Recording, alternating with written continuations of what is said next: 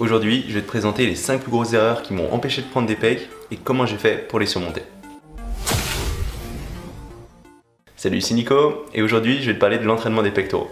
Parce que ces pectoraux, pendant très longtemps, c'était mon gros point faible. J'arrivais pas du tout à leur donner de la masse, j'ai eu beau tenter plein de choses différentes, ça bougeait pas du tout. Puis petit à petit, j'ai commencé à comprendre ce qui fonctionnait pas, j'ai apporté des solutions et j'ai fini par enfin commencer à avoir des résultats.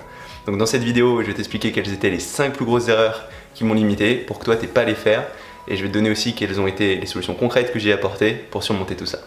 Alors tout d'abord, la première grosse erreur que j'ai faite, c'est augmenter trop vite les poids sans sentir mes pectoraux.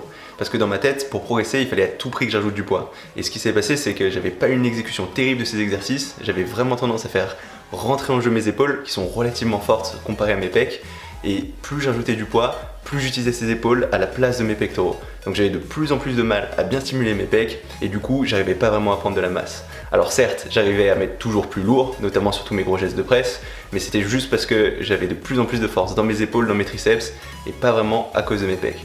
Donc en fait, c'est pas parce que tu arrives à rajouter beaucoup de poids que ça veut dire que tu vas forcément prendre beaucoup en masse.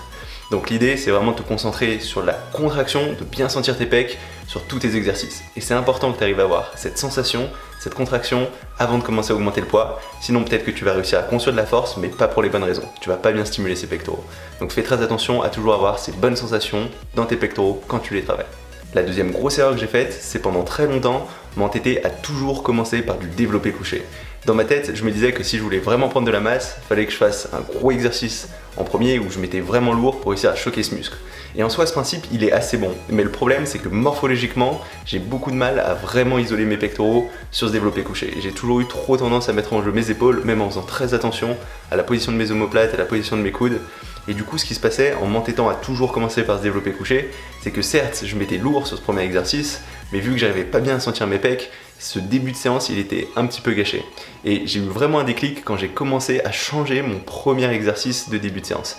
Et ce que j'ai fait, c'est que je suis tout simplement passé vers des exercices aux haltères qui me permettaient plus facilement d'isoler ces pectoraux en sentant bien dans quelle position, en bougeant mes coudes, en gardant bien ses épaules en arrière, j'avais vraiment à sentir ces pecs et pas trop mes épaules. Et comme ça, j'ai dû largement diminuer les poids, puisque à l'incliné, j'étais moins fort. Mais petit à petit, j'ai rajouté du poids en faisant toujours bien attention de bien sentir ces pectoraux avec cet exercice qui me convenait plus que le développé couché. Et j'ai réussi à retrouver de la force et à avoir des résultats visibles au niveau de ces pecs.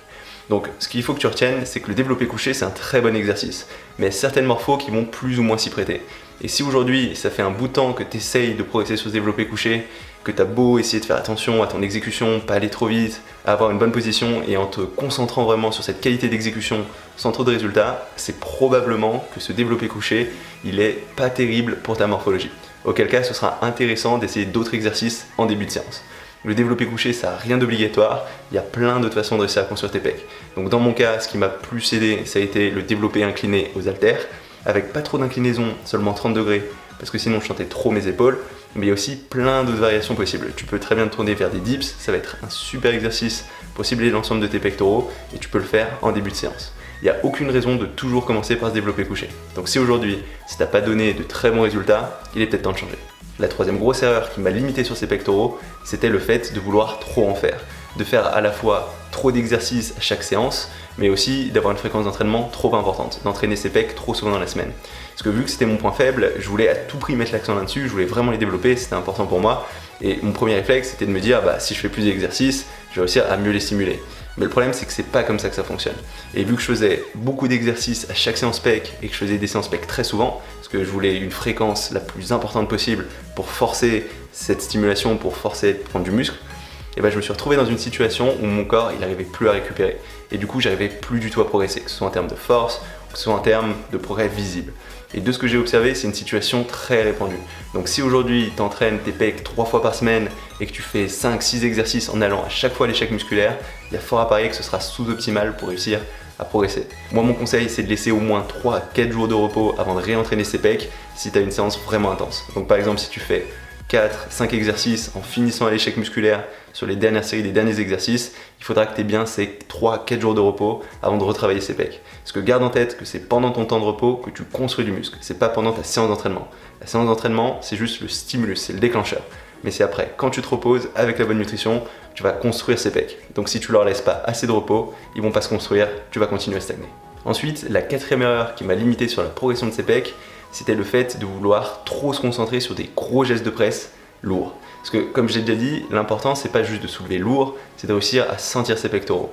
Et si tu fais que des gros gestes de presse comme du développé couché, des dips en allant toujours lourd, et ben tu vas pas réussir à stimuler de façon optimale tes pectoraux. Il faudra plus d'angle d'attaque, il faudra pas hésiter à utiliser des exercices d'isolation, mais aussi à diminuer les poids que tu utilises de temps en temps. Essayer peut-être d'avoir un peu plus de répétitions, un peu moins lourd. On va pas être obligé de toujours travailler au maximum de ce que tu peux faire en termes de force. C'est bien de temps en temps de te concentrer plus sur des entraînements de volume. Et c'est vrai que cette tendance de mettre très lourd, je l'observe beaucoup sur ce développé couché. Parce qu'on se dit souvent que plus on va mettre lourd, plus on va réussir à progresser. Mais c'est un petit peu comme la fréquence d'entraînement. C'est pas plus t'en fais, plus ça va marcher. C'est au contraire essayer d'en faire le minimum pour réussir à déclencher la prise de muscle et ensuite récupérer le plus efficacement possible. Donc si aujourd'hui ta séance elle ressemble que à du développé couché à la barre, puis du développé incliné à la barre, puis des dips, ça va être trop fatigant déjà à terme pour ton système nerveux et en plus ce sera sous-optimal pour stimuler correctement ses pectoraux. Donc certes, mettre lourd sur de gros exercices de presse, ça pourra t'aider à construire de la masse et tu pourras pas faire tout le temps que ça, sinon ce sera sous-optimal. Donc il faut vraiment que tu varies, des fois en mettant un petit peu moins lourd, en faisant un peu plus de répétitions et comme ça tu vas à la fois épargner ton système nerveux et garder ton corps en état d'adaptation en l'attaquant avec des nouveaux stimulus différents de ceux dont ton corps a l'habitude. Et enfin, la cinquième grosse erreur un peu en lien avec ça, c'est le fait d'avoir fui pendant longtemps les exercices d'isolation. Parce que j'avais toujours cette mentalité de vouloir mettre le plus lourd possible. Et tous les exercices, que ça se passe à la poulie ou tous les gestes écartés, j'avais tendance à les fuir un peu parce que je me disais que ça devait être moins efficace pour construire de la masse. Mais en fait c'est faux, puisque pour réussir à bien stimuler ces pectoraux, il va falloir que tu les attaques sous suffisamment d'angles. Et pour réussir à développer des pecs vraiment complets, des exercices d'isolation seront quasi incontournables à partir d'un certain moment. Certes, si aujourd'hui tu es plus débutant intermédiaire et que tu t'entraînes par exemple en full body ou en half body, push-pull leg, ce genre de programme où tu auras peu d'exercices mais des gros exercices, tu n'auras peut-être pas besoin de tellement d'exercices d'isolation. Mais si tu es déjà un peu plus avancé et que tu t'entraînes en split, là ce sera quasiment obligatoire. Parce qu'il faudra attaquer ce muscle sous tous les angles, en profondeur, et ces exercices d'isolation, ce sera une bonne façon de finir le muscle. Donc certes, on commencera avec des gros exercices, comme ces exercices de presse dont je t'ai parlé, mais ensuite, il ne faudra pas avoir peur de finir avec ces exercices d'isolation pour bien finir de travailler le muscle sous tous les angles. Donc voilà, c'est tout pour cette vidéo sur ces 5 grosses erreurs qui m'ont limité sur les pectoraux. Si jamais tu te retrouves un peu dans tout ça, n'hésite pas à changer. Parce que si aujourd'hui tu stagnes, ça peut être à cause d'une de ces erreurs. Et dis-toi que c'est pas parce que t'as pas encore réussi à avoir de gros résultats sur ces pecs que ça va jamais arriver.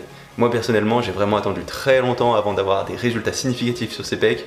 Mais à partir du moment où tu commences à trouver ce qui fonctionne, où tu commences à trouver ce qui te limitait avant et à apporter des solutions, tu réussiras à progresser. Donc si jamais cette vidéo t'a plu, n'hésite pas à mettre un petit commentaire. Tu peux aussi mettre un petit pouce bleu.